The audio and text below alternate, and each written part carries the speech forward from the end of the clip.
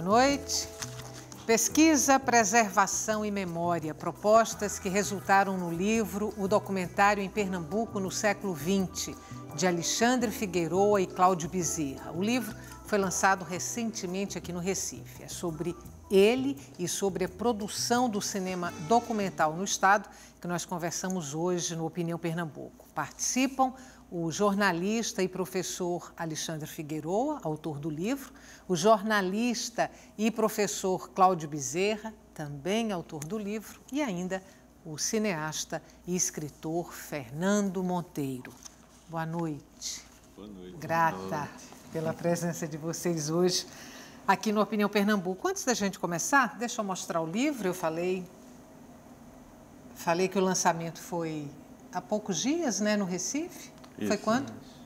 É no dia 7 de novembro. É. E quem quiser encontrar o livro, faz como? Por enquanto ele está na Livraria Jaqueira e na Livraria Imperatriz, nessas duas livrarias. E na SBS também. E na SBS, que é na Universidade Católica de Pernambuco. E com os autores. Bom, olha só. Eu queria começar por um ponto, e aí vou até dirigir a palavra para você, Fernando. O prefácio do livro foi feito por Marcelo Pedroso, que é também um documentarista, um cineasta. E ele coloca nesse prefácio da lacuna que existe na produção cinematográfica pernambucana em relação ao registro, à preservação do documentário. A minha pergunta, que vai para você, Fernando, é por que essa lacuna se a gente faz uma comparação com a produção de ficção, por exemplo? O cinema parece ser assim, mal aquinhoado dessa fortuna crítica. De certa forma, o cinema brasileiro, em vários períodos, e em alguns estados, entre os quais eu incluo realmente Pernambuco. Por exemplo, o ciclo de Pernambuco, dos pioneiros, foi estudado muito mais fora daqui, só recentemente se tornou objeto de teses e alguns livros, e durante muito tempo os mineiros, quer dizer, do Centro de Estudos Cinematográficos, os cariocas e os paulistas se debruçaram sobre o ciclo pioneiro pernambucano. Eu tenho a impressão que isso se replica no caso do documentário.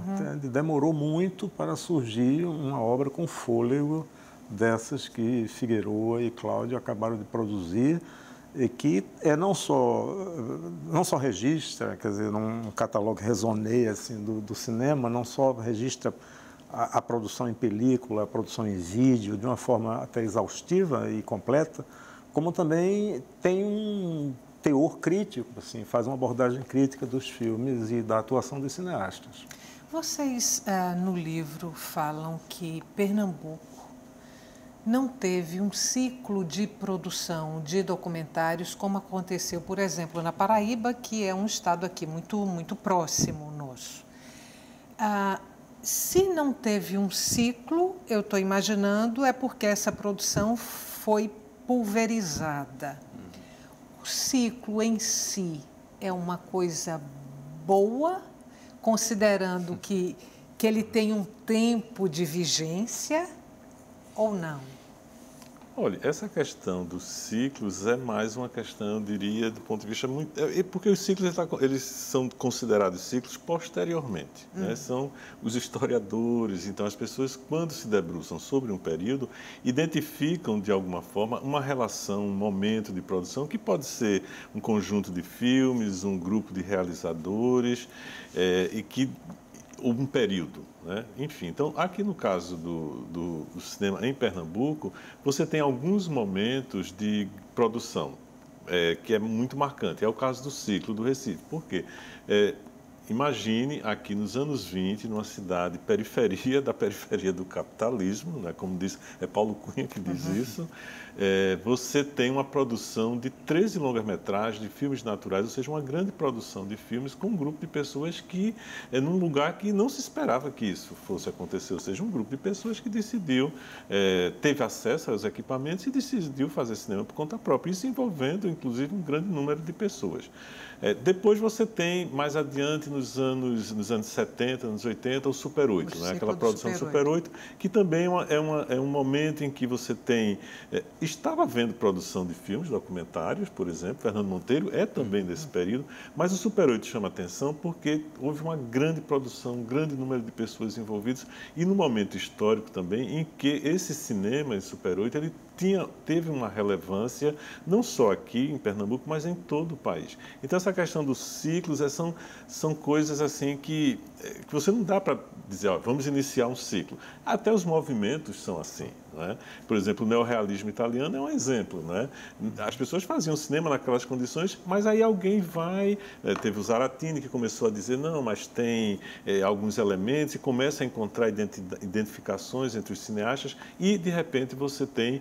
Mas, na verdade, essa coisa do neorrealismo, essa relevância é dada até posteriormente, né? Quando, na verdade, o movimento em si já estava acabando. Então, nesse aspecto, é bom no sentido da difusão, né? Porque isso cria uma marca.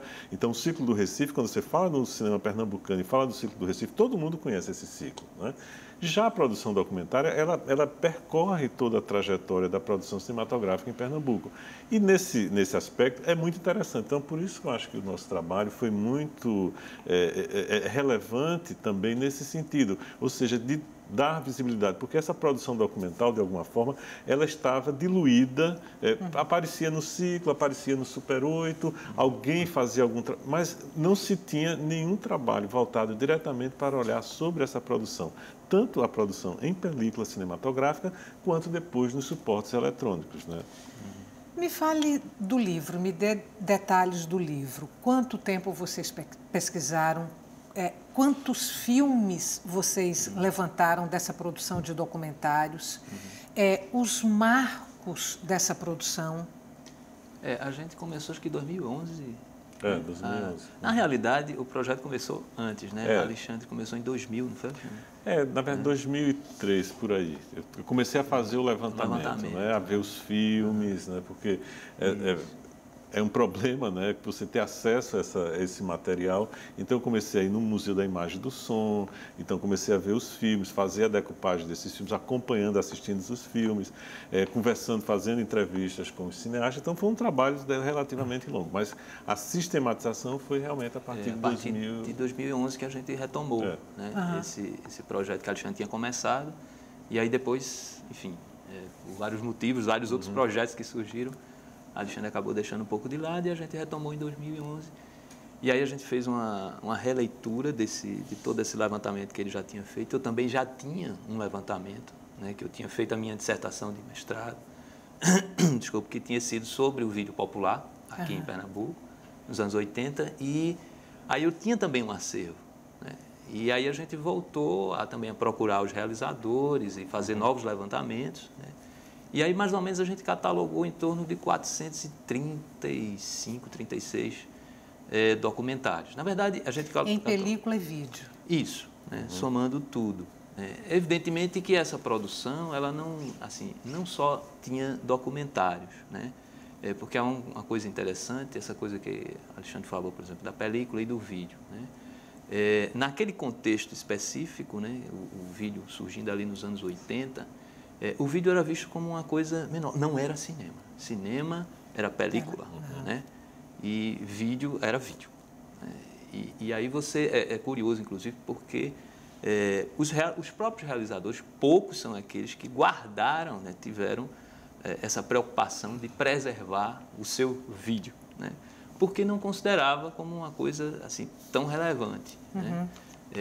E aí, no caso, a gente, quando fez todo esse levantamento, a gente encontrou muita coisa que os realizadores sequer lembravam que existia, né?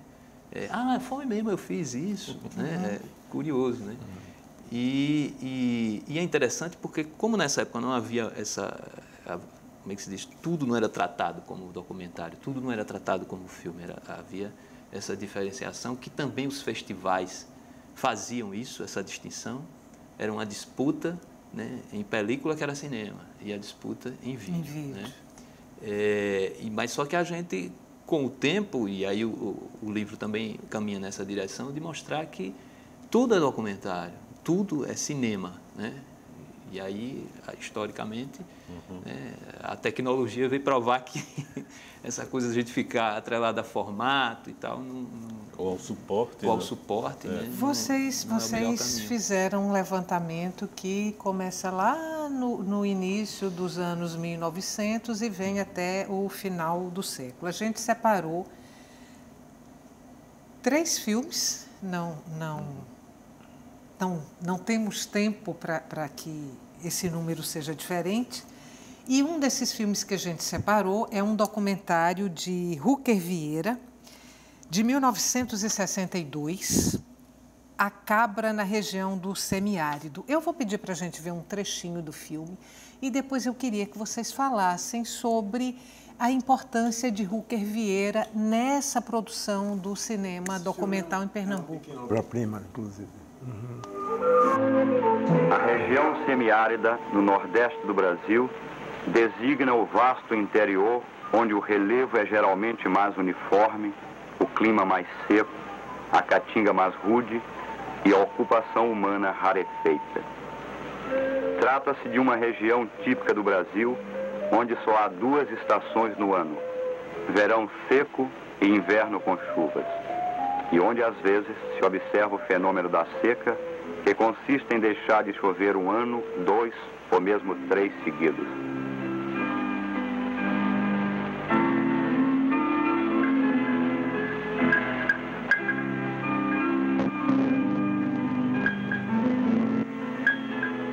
Os caprinos que povoam o nordeste do Brasil descendem dos caprinos de Portugal e que vieram muito remotamente nos tempos dos primeiros povoamentos. Aqui, esses caprinos se multiplicaram em criação extensiva, tornando-se vitoriosos caprinos de pelo curto que hoje vivem em nossos sertões.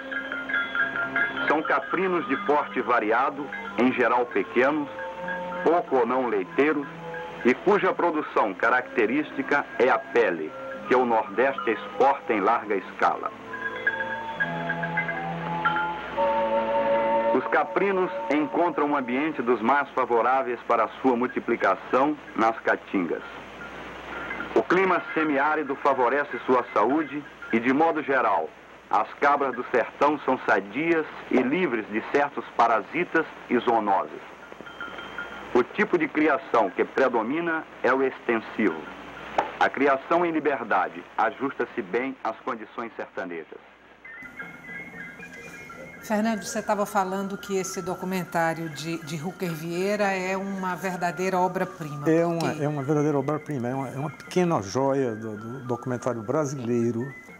Ele tem uma estrutura clássica, como vocês viram, com a narração, com uma coisa, mas é um filme no qual Rutger, como cineasta, ele expôs, talvez no seu melhor momento, o grande trabalho que foi o dele.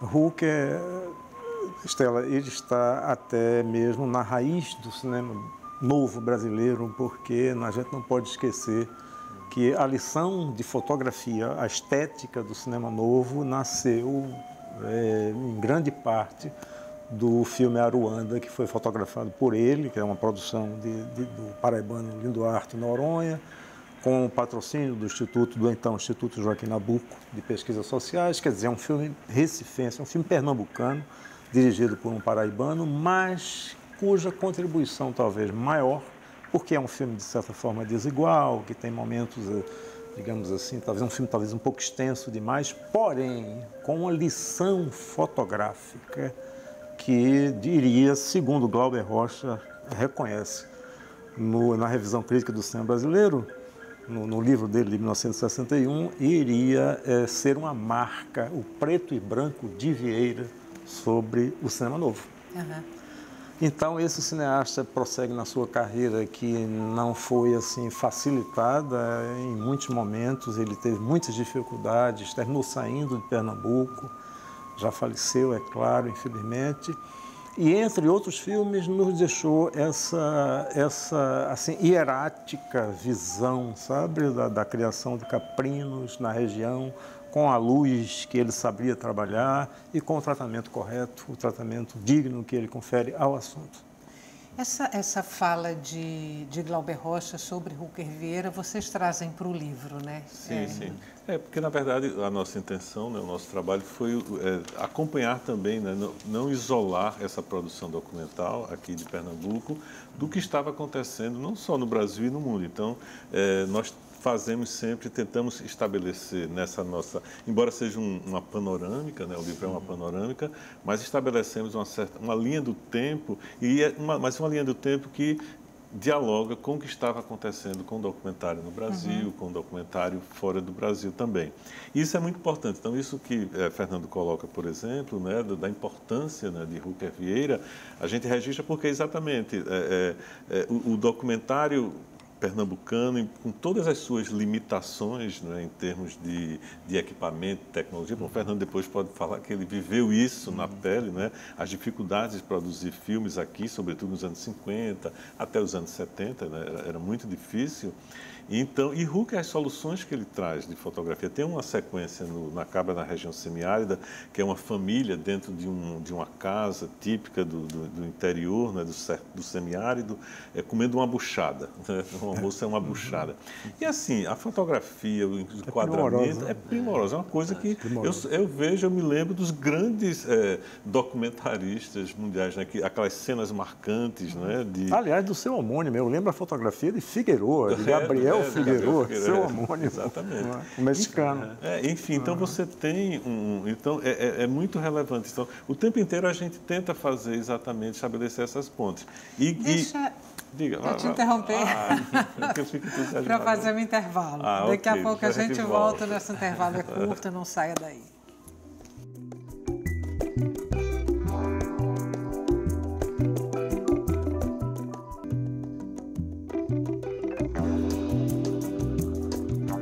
Estamos de volta. O documentário em Pernambuco no século XX é o tema do nosso programa. Participam o jornalista e professor Alexandre Figueiroa, o também jornalista e professor Cláudio Bezerra e ainda o cineasta e escritor Fernando Monteiro.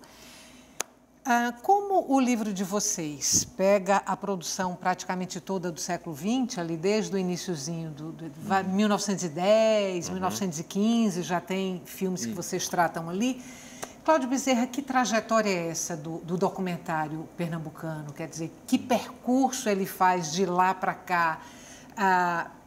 Percurso estético, percurso temático, enfim, que trajetória é essa? O livro procura justamente fazer, além dessa linha do tempo, né, analisar as transformações assim, estéticas, narrativas que esse documentário, e tecnológicas também, né, que esse documentário foi ao longo do século XX. Evidentemente que a gente não, apesar de ser, assim, tentar de fazer essa linha do tempo, a gente não pegou absolutamente tudo, né, é impossível, né? E a gente estabeleceu, né, Alexandre, alguns critérios que a gente pudesse, pelo menos a partir de algumas obras que fossem referências, obras premiadas, obras que inovaram de algum modo esteticamente, né, tem uma contribuição importante, a gente analisa um pouco, né, esse documentário. Então, a gente vem de uma linha que começa com o documentário clássico, essa narrativa clássica, como a gente viu, né? Na verdade, Vieira, antes, né? Porque a gente pega os naturais ainda, isso, né? Que nem eram exatamente documentários, né?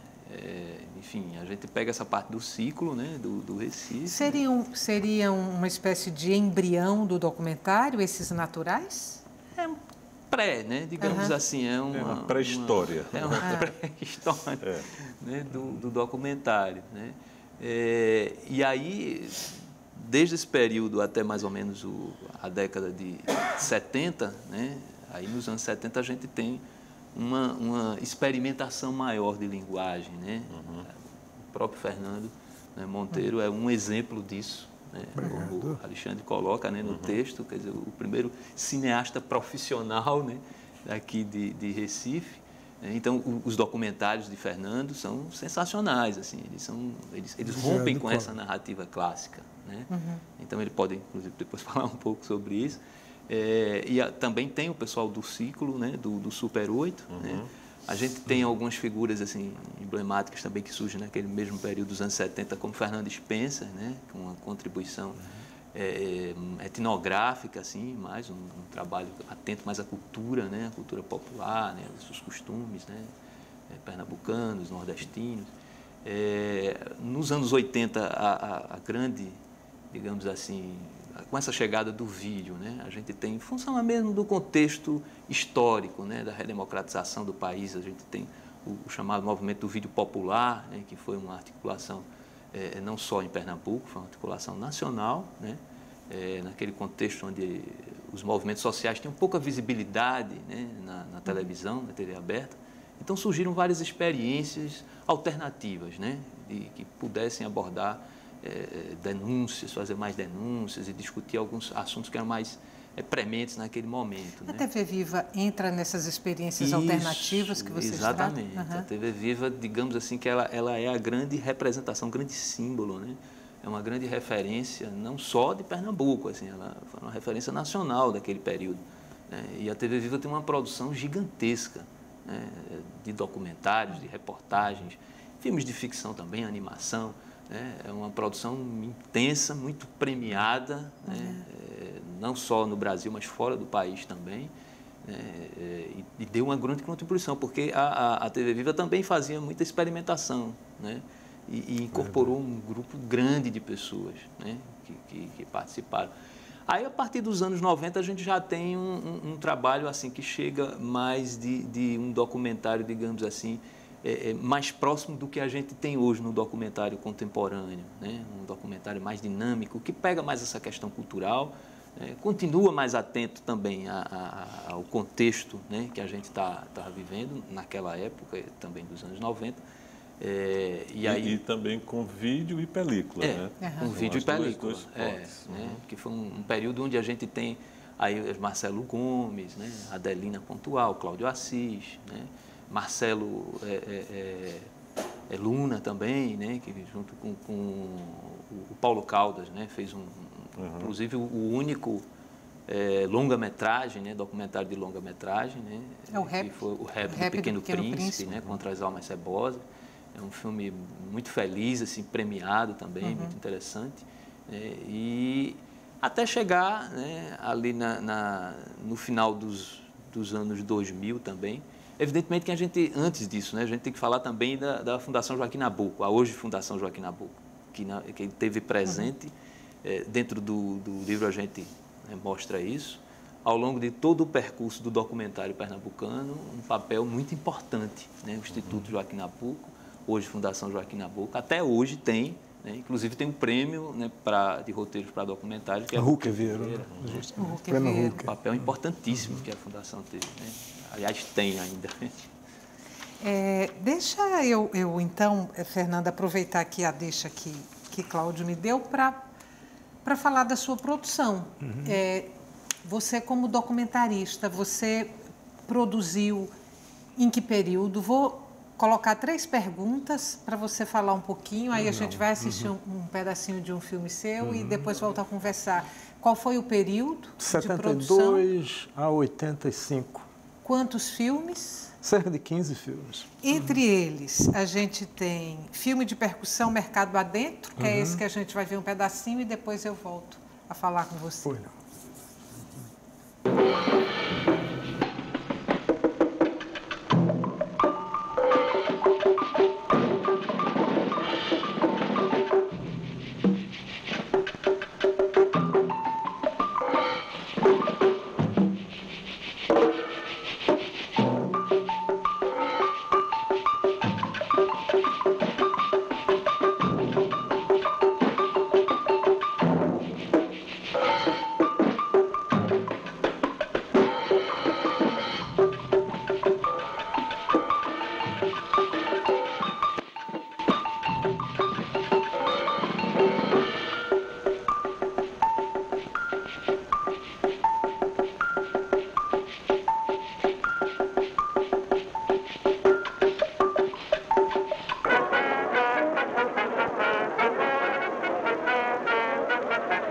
Verão com uma certa emoção estas imagens do Mercado das Halles, tal qual era apenas 10 anos depois da morte do escritor que lhe havia dado o nome de Ventre de Paris.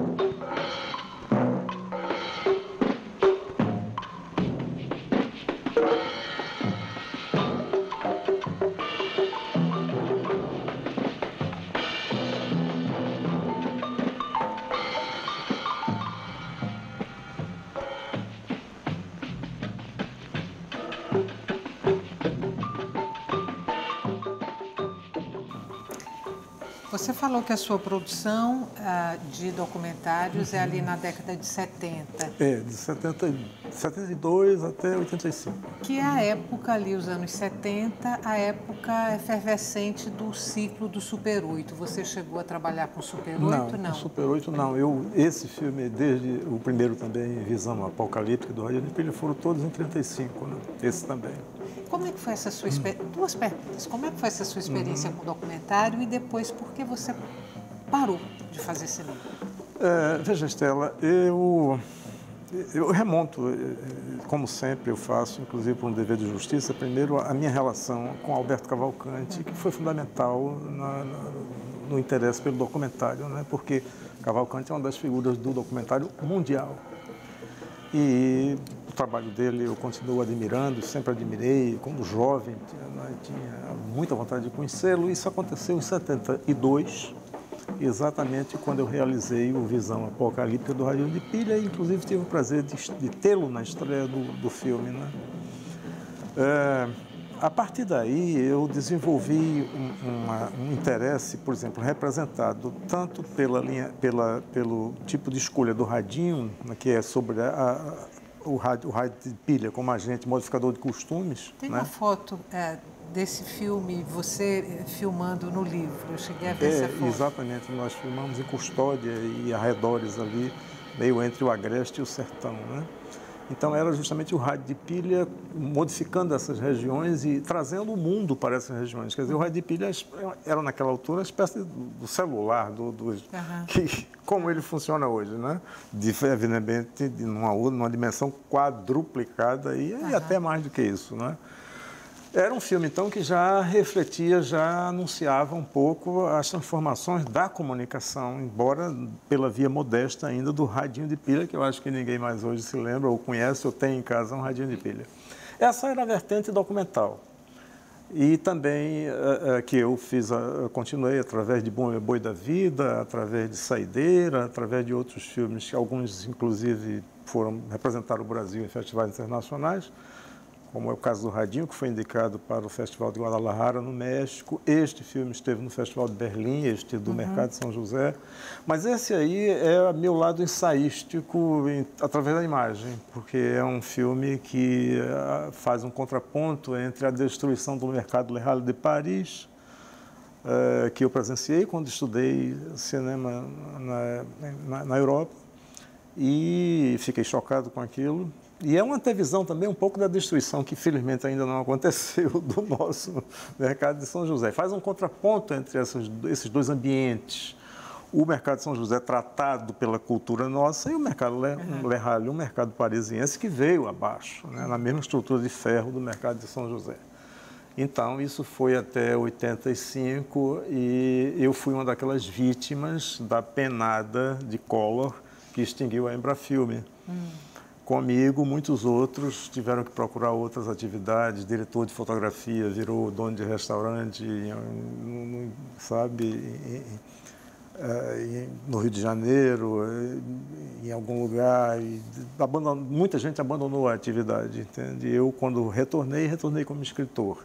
Já era uma outra época, já era uma outra geração. E era também, assim, basicamente digital, como está se tornando, né, em grande, praticamente todo ele, o cinema, e eu já não achei assim que era a mesma coisa daquele legado que eu trazia de Alberto, de lidar com a película fisicamente, você vendo aquela coisa, né, 35 milímetros, você tem um contato físico com o filme, né? O frame, no caso do digital, é uma coisa meio misteriosa que ocorre em ilhas de edição, etc. Então já não era a minha praia. A gente tem uns 2 minutos, eu acho, ainda nesse bloco.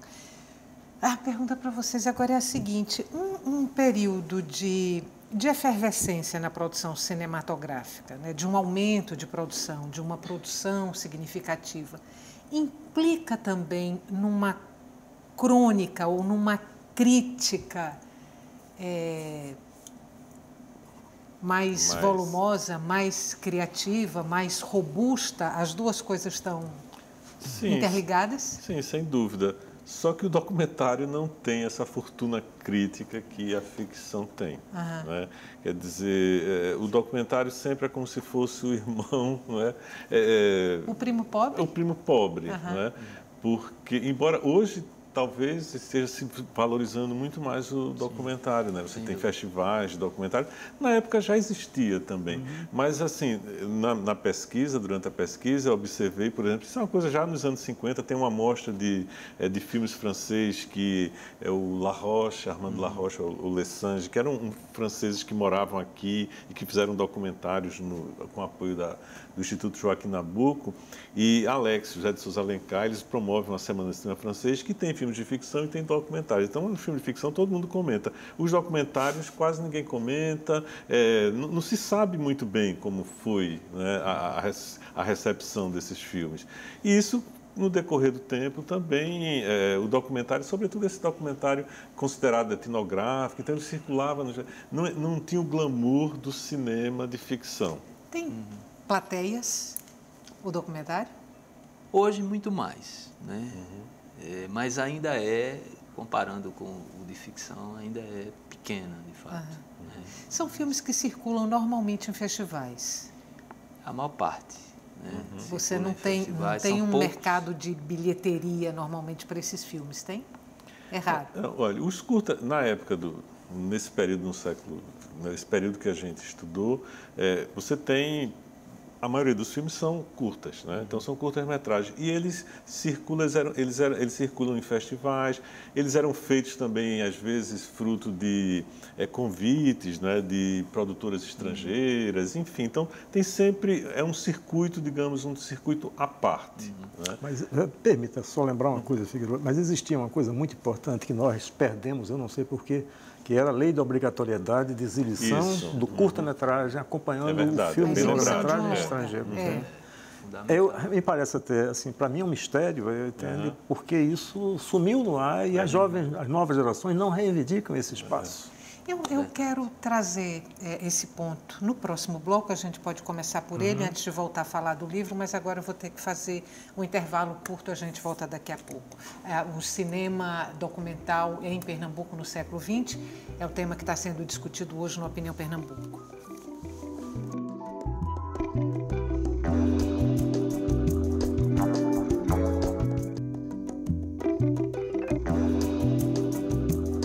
Estamos de volta para o terceiro e último bloco do Opinião Pernambuco. O tema de hoje do nosso programa é a memória do cinema documental produzido em Pernambuco no século XX.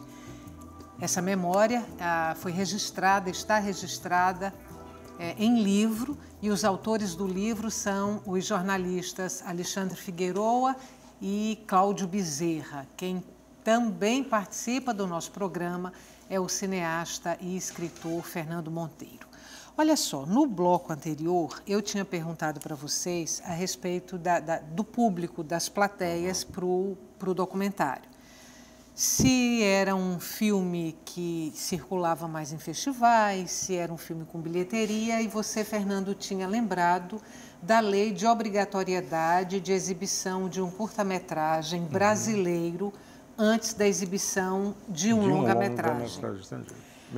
Aí a minha pergunta é se essa obrigatoriedade, que tem seus aspectos positivos, obviamente, mas se não tem também um aspecto negativo, que é o da veiculação de qualquer coisa, quer dizer, não importava a qualidade do filme que estava sendo exibido, importava tão somente cumprir aquela obrigatoriedade.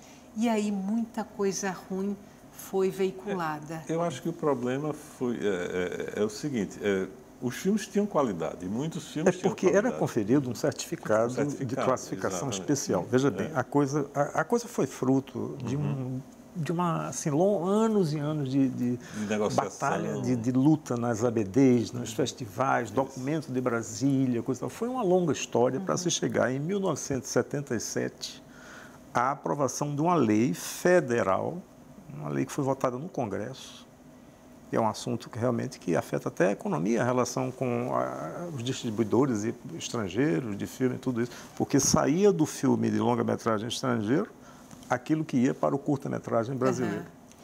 Então, quando isso se organizou, o então Conselho Nacional de Cinema, CONCINE, passou a ter que emitir um certificado de classificação especial para o filme brasileiro de curta-metragem.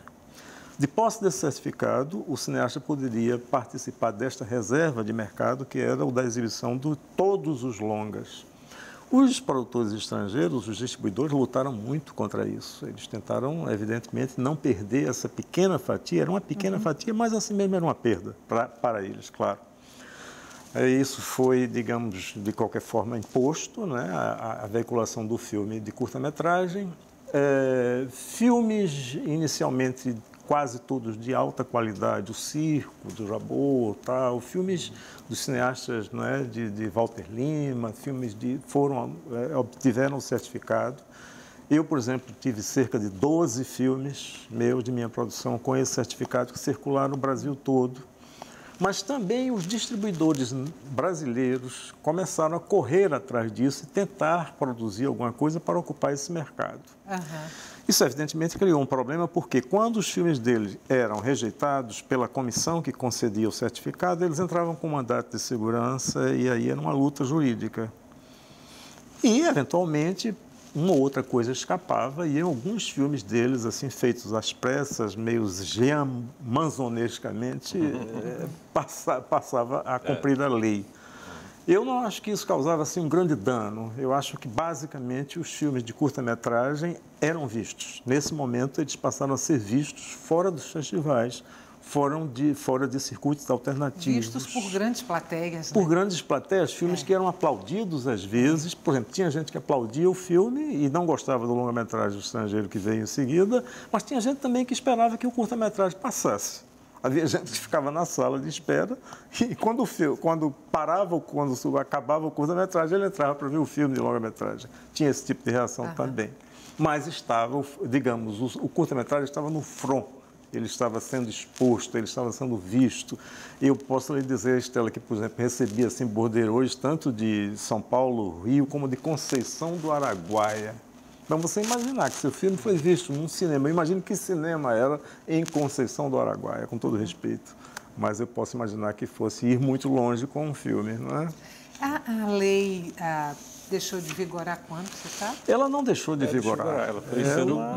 Simplesmente depois daquela tal penada de Collor que extinguiu a Embrafilme, a Embrafilme distribuía esses filmes.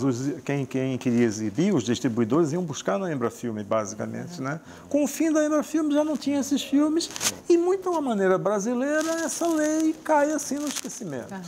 Repetia, se pegava que tinha um filme, não compravam filmes novos, né? Não pegavam filmes novos. Isso. Eles repetindo para o público cansar, as pessoas ficavam... Eu lembro disso, né? Aquele filme de Fernando Spencer, Adão foi feito de barro, né? Que circulou. Ele passou muito tempo, né? Porque as pessoas... esse filme... As pessoas viam que iam com frequência ao cinema, porque não havia renovação. Mas tudo isso era a estratégia do distribuidor para cansar o público, para ir... E aos poucos ele foi retirando, não pagava, né? Tem relatos de não pagamento Mas como era centralizado pela Embrafilme, Figueroa, sabe? Os filmes distribuídos pela Embrafilme, como no meu caso, você recebia religiosamente porque era Embrafilme, mas quando através da Embrafilme acabou, entende? não tinha como fazer isso. Eu vou mostrar o livro aqui, mais uma vez, para a gente poder voltar para ele. A participação feminina aí nessa produção de documentários esses documentários que vocês levantaram e estudaram e tecem comentários aqui no livro. Infelizmente... A voz das mulheres. Ela ainda foi pequena, né? A gente, na verdade, só começa, pelo menos assim, que se tem registro, né?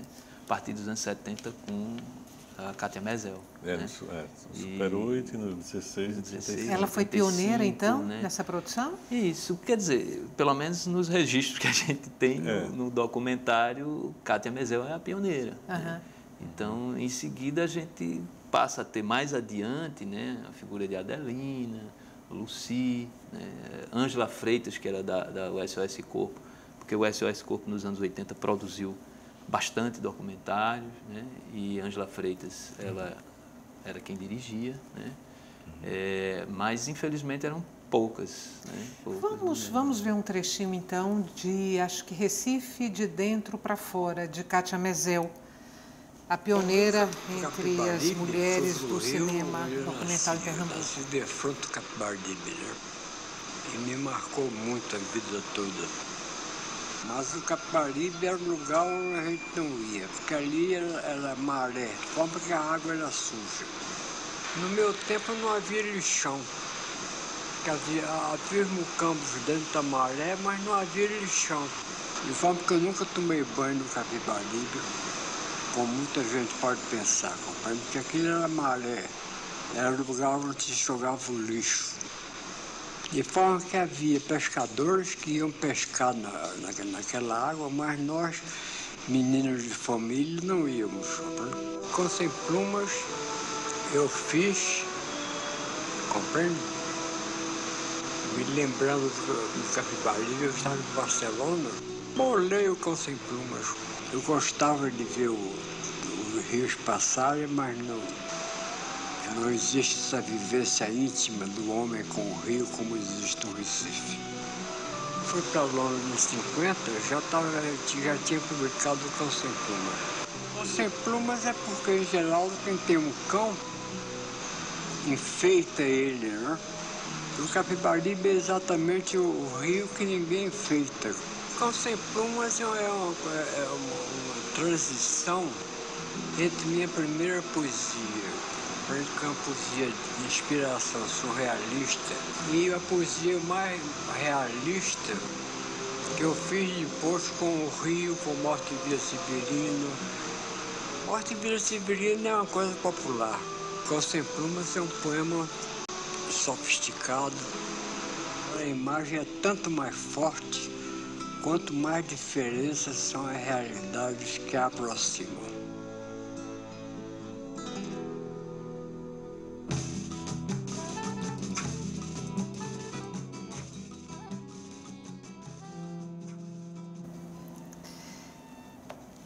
Marcelo Pedroso fala também que a preservação desses filmes, a preservação da obra fílmica devia fazer parte da cadeia produtiva do cinema. De um modo geral, se preocupa em captar o recurso, em fazer o filme, em finalizar, em distribuir, mas depois não se preocupa com a preservação dessa obra. Esses filmes que vocês levantaram e que vocês colocam aí no livro, como é que está a preservação de boa parte desse material? Olha, os filmes em película, os filmes os mais antigos, o que sobrou, né, os naturais do período do ciclo, dos anos 20, início dos anos 30, esses estão preservados, que foram alguns restaurados pela Cinemateca Brasileira, estão lá na Fundação Joaquim Nabuco. Mas tem um período aí, nos anos 50, nos anos 60, que se perdeu muita coisa, né? Você não tem você tem relatos de filme, por exemplo, tem os cinejornais, por exemplo, né? A gente sabe que está por aí, né? Eu sei que tem a Cinemateca que estava no parque, que era da prefeitura. Alguém me disse que, enfim, a gente ouve falar onde é que estão esses filmes. O Museu da Imagem do Som de Pernambuco, que também não tem sede, está provisório em cima lá no São Luís. Tem alguns desses filmes antigos eu vi, sobretudo filmes dos anos 60, 70, eu pude vê-los lá. Na Fundação Joaquim Nabuco, e alguns em posse dos realizadores, sobretudo Super 8. Super 8, muita coisa também já se perdeu, que é uma produção recente, mas eram filmes muito frágeis. Enfim, então não se teve, assim, mesmo com o máximo de cuidado que se tenha, eles se perderam. Uma saída hoje é fazer a digitalização desses filmes, o que algumas pessoas têm feito, como é o caso de Fernando Spencer, né? Fernando Spencer teve o cuidado, né, ainda em vida, de cuidar de seus filmes, então ele digitalizou, então você tem esses filmes. Celso Marconi também fez isso, né?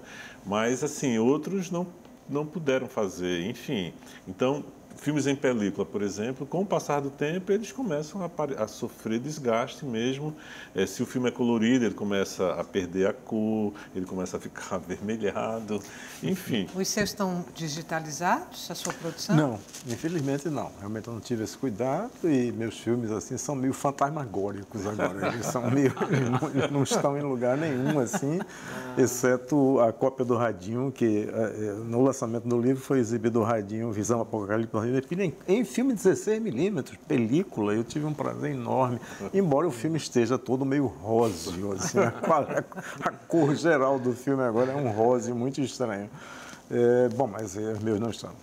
Os editais do audiovisual contemplam a recuperação desses filmes, a digitalização? Não, eles não têm ainda uma... Não, depende de projeto. Por exemplo, esses filmes que nós estamos vendo aqui é graças ao trabalho de Isabela Cribari e Germana, né? Sim, que sim. fez uma recuperação e eles digitalizaram muitos filmes. Então tem essa coletânea do cinema pernambucano que você tem muita coisa, um material riquíssimo, né? Tanto em película quanto em vídeo. Mas assim, Cláudio... Não há uma rubrica específica, mas, assim, né, para... Mas não tem uma... foi um projeto que salvou muita coisa, né? Inclusive, assim, eu mesmo tenho um vídeo que eu fiz nos anos 80 com Jomar Muniz de Brito, com Cadengue, que eu fiz com Jorge Moura, que foi em VHS, que tem isso, né? Muita coisa feita em VHS e está lá, né? Graças a essa coletânea, porque conseguiram recuperar, né? Enfim, a imagem é um pouco sofrível, mas está lá guardado, né? Sabe Deus até quando.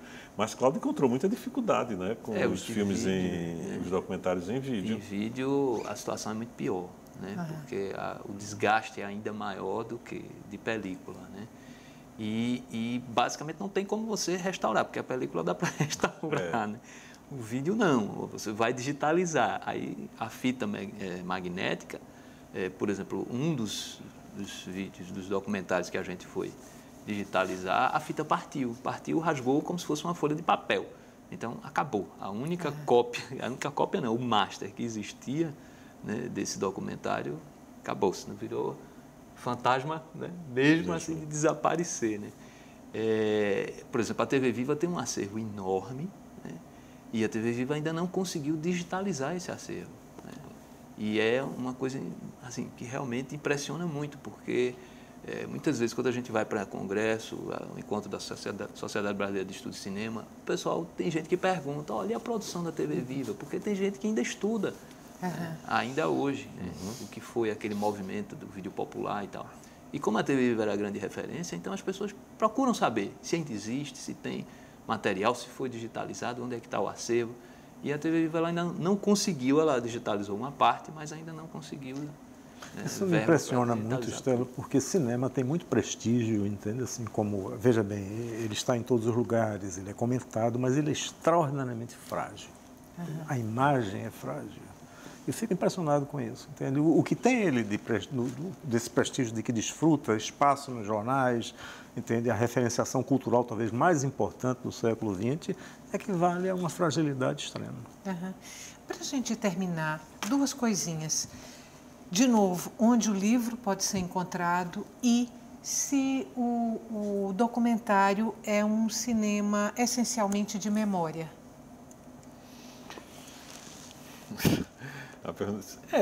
A memória é importante. Assim, o que você hoje se debruçar sobre um natural rodado nos anos 20, onde você vê o Recife, né, nos anos 20, os bondes elétricos, né, enfim. Ou você vê mesmo coisas do cotidiano, né, coisas que aconteceram, momentos específicos de uma certa maneira de se ver o mundo, de se pensar o mundo, enfim. Então, o cinema, acho que, por si só, ele é uma coisa que já traz a memória dentro de si, ele carrega essa memória. Mas o documentário também ele tem uma dinâmica, assim, ele é capaz de mexer com as pessoas, de comovê-las, né, e de registrar, e ser registros importantes, inclusive do ponto de vista da construção do futuro.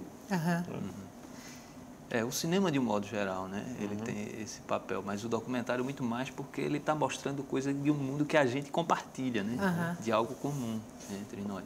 Onde encontrar o livro, o documentário em Pernambuco no século XX? SBS, na Universidade Católica de Pernambuco, na Livraria Jaqueira e nas livrarias Imperatriz, né? Tanto em Recife como em Caruaru também. Obrigada. Boa noite. Obrigado. Mais uma vez. Para você que está em casa, muito obrigada pela companhia até agora. E o Opinião Pernambuco volta na segunda-feira.